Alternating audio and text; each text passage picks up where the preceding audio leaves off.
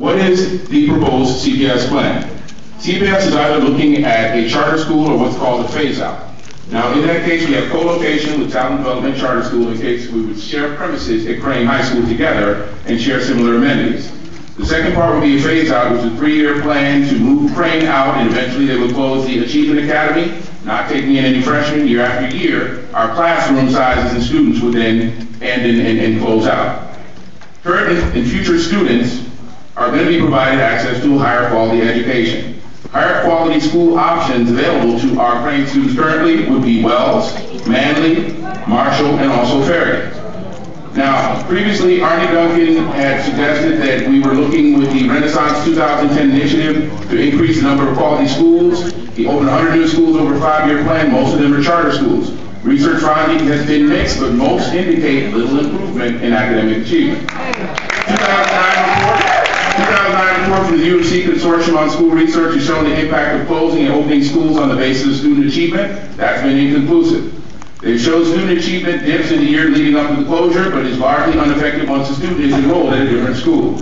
Research found that only 6% of those students actually moved into a higher quality education school, whereas 42% continued to attend lower achieving ones. Crane numbers don't paint an accurate picture.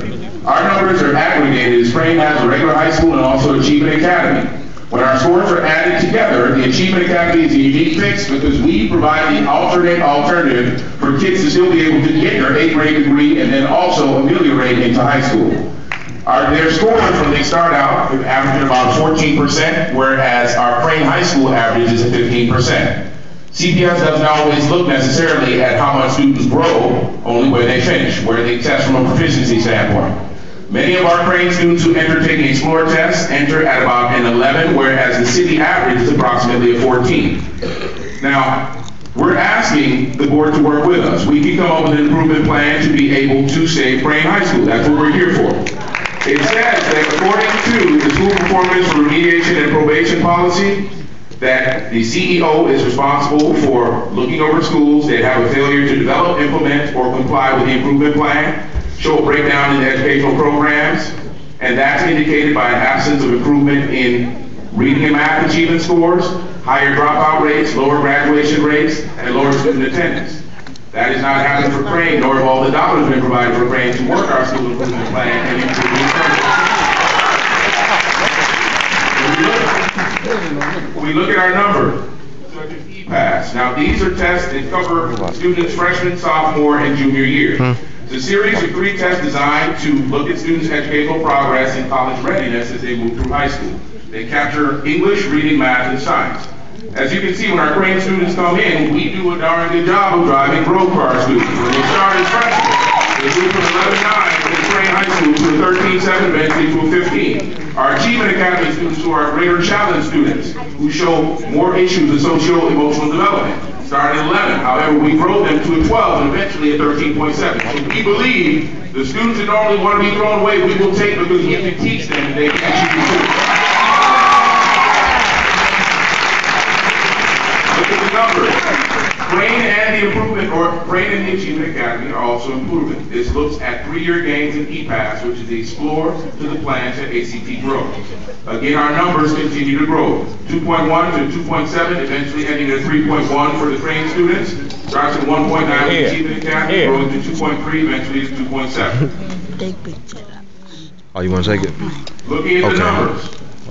We 2.3 and Manley is at a 1.6.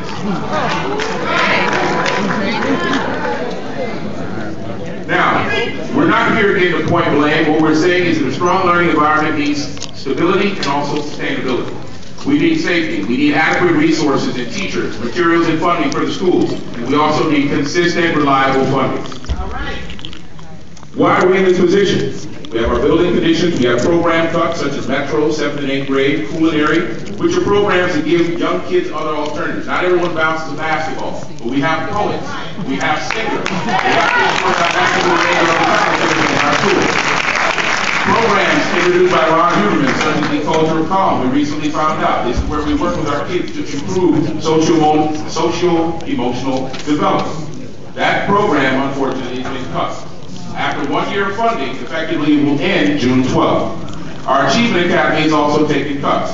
When we look at CPS, leadership and instability, change happens everywhere. They've had 4 CEOs since 2008. Massive central office layoffs, 3 area network reorgs since 2007, and 5 Area 21 West Side High School network offices since 2007. It's hard to follow when even our leadership has a lot of consistent change.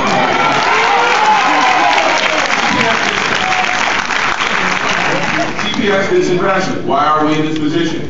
Board mandated sales curriculums. We started with instructional development systems. No sooner than we had moved on to moving with those programs, they switched and stopped funding.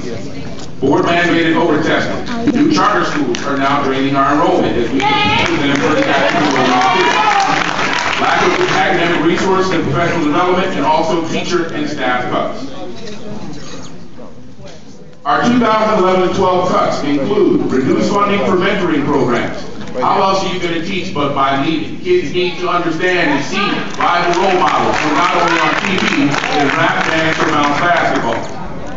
The Achievement Academy counselors eliminated in fiscal year 2012, and student caseloads will need to be absorbed by staff at main school units. Reduce funding for additional learning opportunities, reduce various citywide programs including response to intervention stipend, funding for test development, and summer job opportunities. So where are kids supposed to go during the course of the summer when they then need to learn and also put some money into their pockets to prevent potential crimes and things of that nature? Those opportunities need to be given. Funds used for smaller class size. Once upon a time, these smaller learning communities, which I understand, having done a little bit of research on talent development, is actually one of the epicenters of what they do, smaller learning communities. It becomes difficult to train with staffing currently always being cut, our classroom size grow, and with our students and also our special education population, our teachers are forced to do much more than simply pull into a classroom and teach. Last but not least, I'd like to end with the 4-year cohort graduation rate. We did from 2008 to 2011. Crane exists at a graduation rate of 49%. Can that be higher? Yes. Are we willing to drive and do what it takes to get it there? Yes, we are. Manly is at 52.4%. Wells is at 53.7%. Marshall is at 39.1%. Farragut is at 44.9%. So again, it's not we're performing. We all have similar challenges. Again, we're here to extend our arms to CPS and walk this path together as we're here to improve Crane High School.